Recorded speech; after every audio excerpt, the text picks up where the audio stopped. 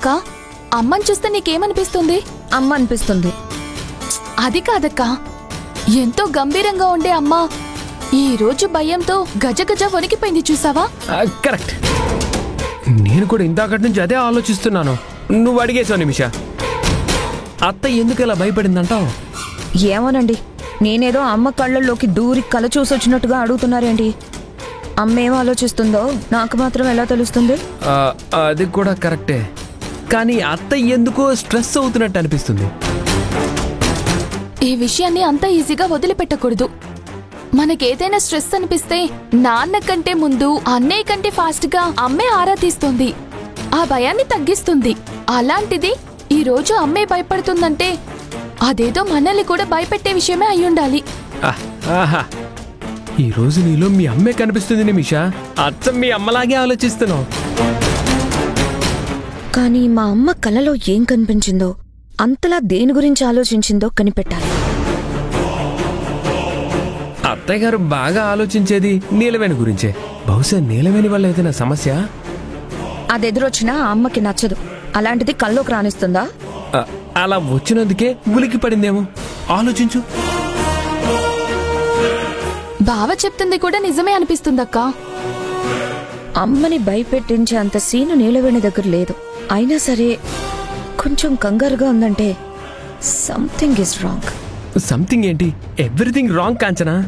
మన వైపు ఉన్న అత్తయ్య గారు కూడా ఎటూ తేల్చుకోలేని పరిస్థితిలో ఉన్నారంటే రేపు మన పరిస్థితి ఏంటో ఆలోచించు. మనం అసలు ఇంట్లో ఉంటామా? ప్రతి నెల పాకెట్ మనీ వస్తుందా? అసలు ఇంట్లో ఉండనిస్తారా అనే డౌట్ వస్తుంది. అనవసరమైన డౌట్లు పెట్టుకోకండి. అమ్మ మన దగ్గర ఏదో నిజం దాచిందని తెలుస్తుంది. ఆ నిజమేంటో కనిపెట్టాలి.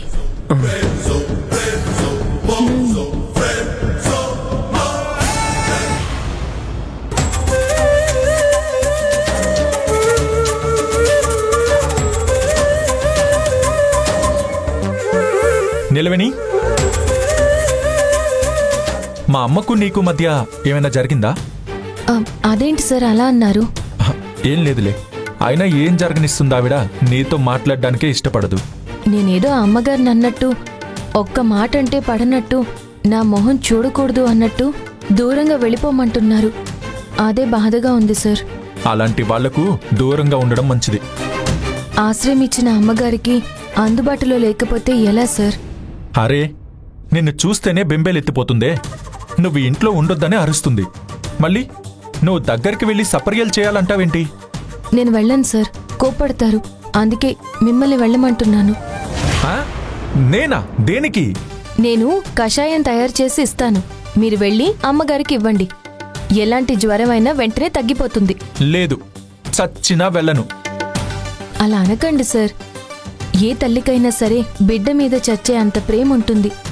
అమ్మగారికి కూడా మీరంటే ప్రాణం. మిమ్మల్ని ఎవరైనా ఒక్క మాటన్నా తట్టుకోలేరు. మా అమ్మ మాటే నాకు పడదు.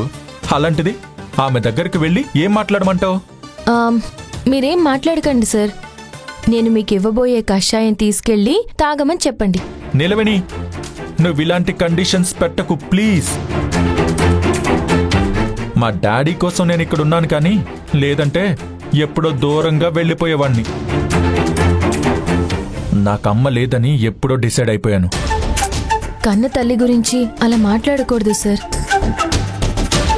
జన్మనిచ్చిన ఆమెను ఎప్పుడూ దూరం చేసుకోకూడదు.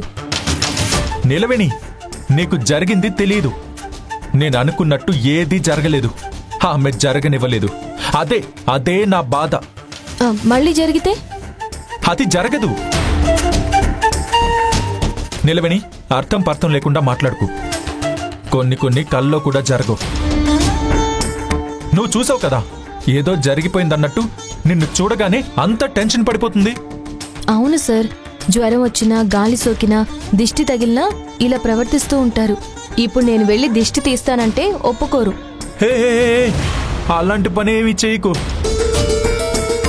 నువ్వింకేదో చేయడానికి ప్రయత్నిస్తున్నావని అపార్థం చేసుకుంటుంది. పోనీ డాక్టర్ని పిలిచారా సార్? మా నాన్న పిలుచుంటారు, చూద్దాం ఏమంటారు.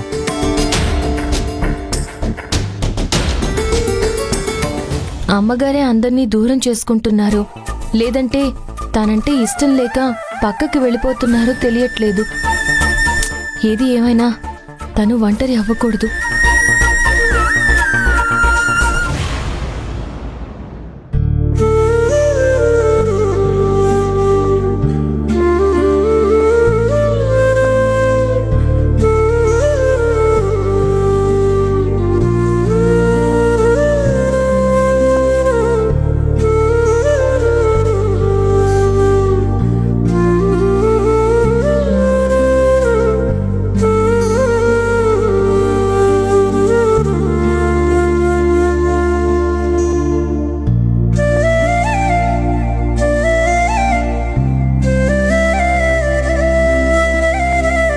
డాక్టర్ గారు, ఏంటి ప్రాబ్లం? బా మీరుండండి.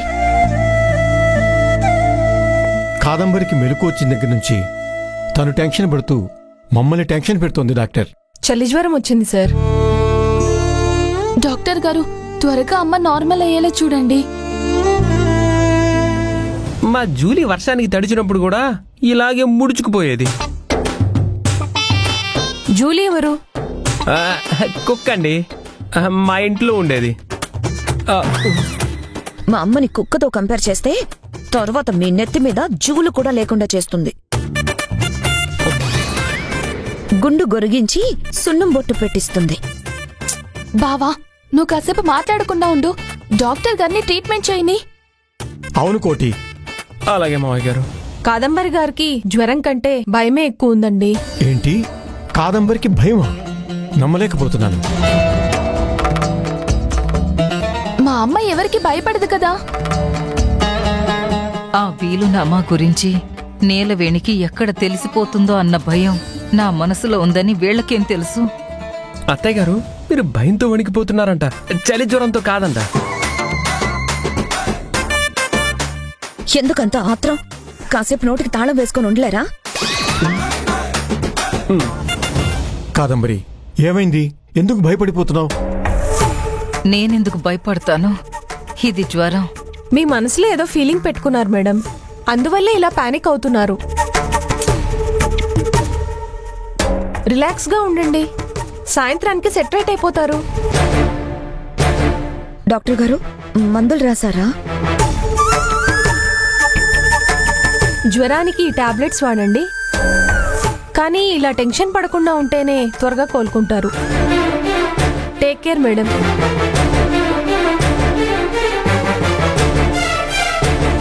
కాదంబరి గారికి జ్వరం వచ్చిన విషయం అర్చనమ్మకు చెప్పాలి వెంటనే.